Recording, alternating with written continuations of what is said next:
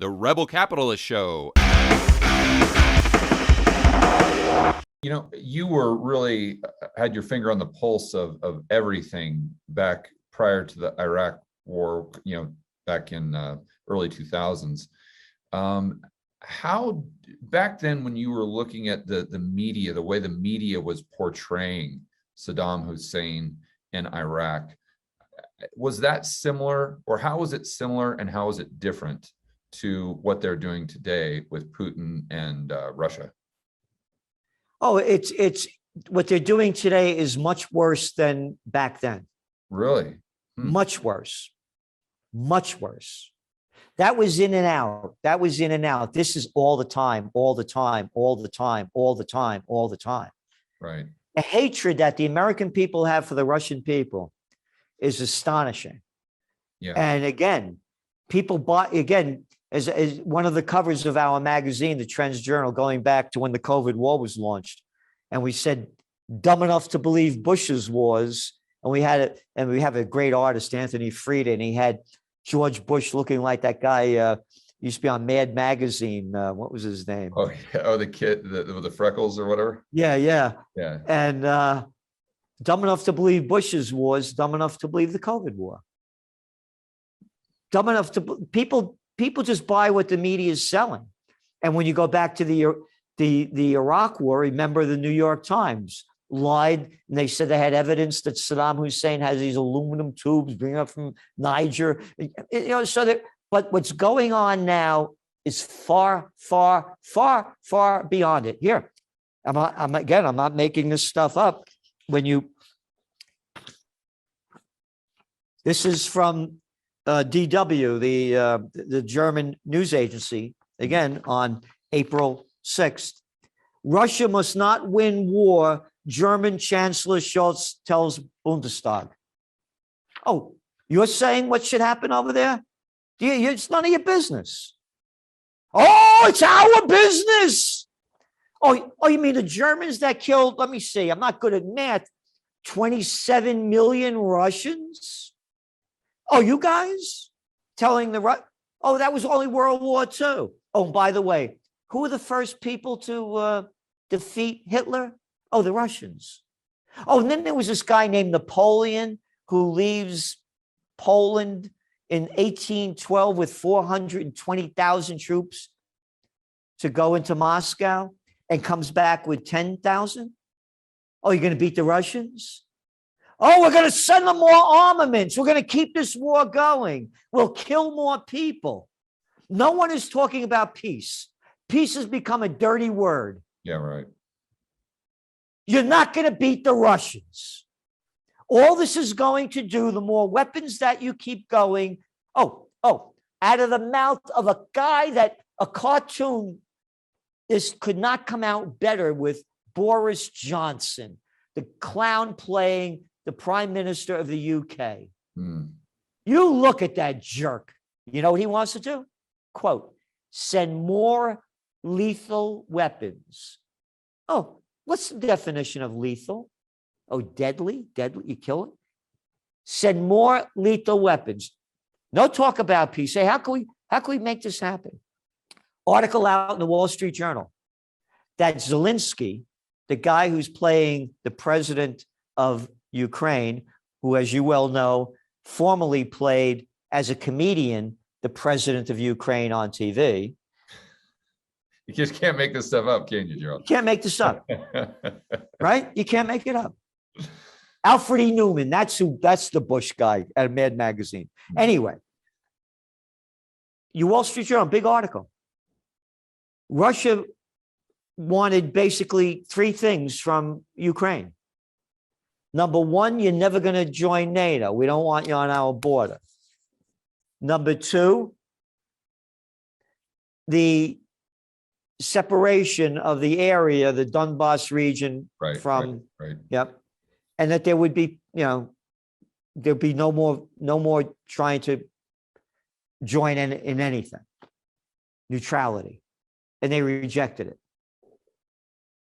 Those to me are not over the top, you know. Yeah, and I don't, to your earlier point, it doesn't justify invading Ukraine. I No, don't think either of us are trying to make excuses for Russia. But I nope. think we are trying to say, at least I've been trying to say this extensively, that there's a lot of nuance here that people need to think through, and just to be careful. Don't allow the media to get you whipped up into an emotional frenzy to where you completely abandon critical thinking and just put a Ukrainian flag on your social media profile and just try to absorb information in the form of bumper stickers and just try to make this out to be good versus evil. I think that's the worst thing people can do. I think that all politicians are bad. I think Yep. I think Putin's a crook. I think he's crazy. I think so is Biden, so is Trudeau, so is probably Zelensky. they're all crooks. Yep. So I'm for the people. I'm against the politicians. And I think it's, like I said, I think it's very dangerous for people just to paint this as simply good versus evil and ignore all of the nuance, because that makes you susceptible to potentially supporting World War III. And I think that's the end game for the global elite and the useful idiots in the media. I agree with you. I want to show you a headline from the Financial Times on April 2nd. China tells Brussels not to cling to US as rift widens over Putin's war. The 20th century was the American century. The 21st is going to be the Chinese century, because the business of America has been war and the business of China has been business. Right. So China will not come out against Russia. Yeah. India will not come out against Russia. So now we're talking about almost 3 billion people out of a global population of almost 8 billion. How many people are there in Europe and America and Canada? And maybe about almost a little less than 800 million.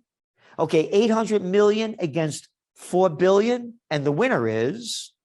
Yeah. I just did some research on that prior to our conversation, Gerald, because the pushback you usually get is Chinese demographic problem, and that the United States has a younger population and we can allow for immigration and whatnot. And that's true. It's definitely an advantage we have. But I think people need to realize, and I actually looked at the numbers, that China, just between the ages of 0 and 14 years old, just in that age group, China has 250 million people. Yeah.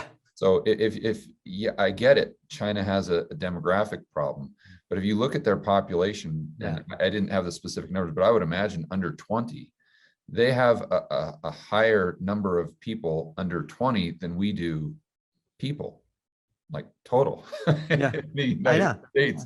So yes, they do have a demographic problem, but I don't know that prevents them from overtaking the United States as far as their total GDP by, let's say, 2030, 2035, something like that. I hate to say that. I don't say that with a level of excitement or any satisfaction.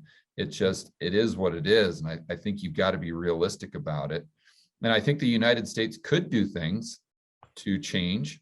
I think we have an incredible infrastructure here. The highway system's incredible. I would put our 1%, meaning the entrepreneurs, the producers of the United States, up against any entrepreneurs in the world. And I think we'd win for sure. But it's just, if the United States is going to continue to shoot themselves in the foot with this woke attitude, with this cancel culture, with this ESG movement, to where we're anti-self-sufficiency when it comes to producing our own food and our own energy. If we continue down this path, it leads to China having the largest economy. Exactly. And again, it's because of all the government mandates that they put on us, on businesses. Yeah. They went to other countries because the labor was cheaper and the regulations weren't as strict. And of course, then you had the politicians that did it, like Bill Clinton with NAFTA and bringing China into the World Trade Organization. I agree with you 1,000%. The only way we are going to be able to survive and thrive is to become self-sufficient. We have all the human and natural resources we need.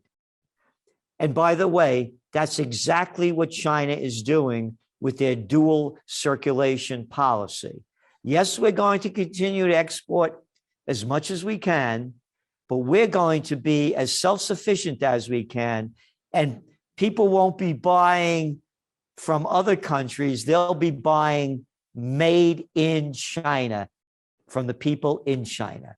So their dual circulation policy, they're doing it. And that's what we need to do. We need to become a self-sufficient economy. Without it, we lose. And by the way, the loss, as I see it now, with this inflation skyrocketing, the Federal Reserve is going to have to push interest rates up. They're going to be stopping the monetary methadone.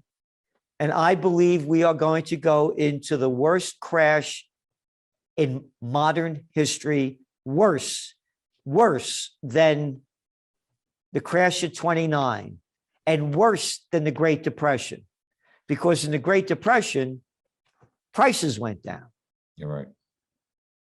In this one, I call it dragflation. The economy is going to drag down and inflation is going to skyrocket. Welcome to Argentina.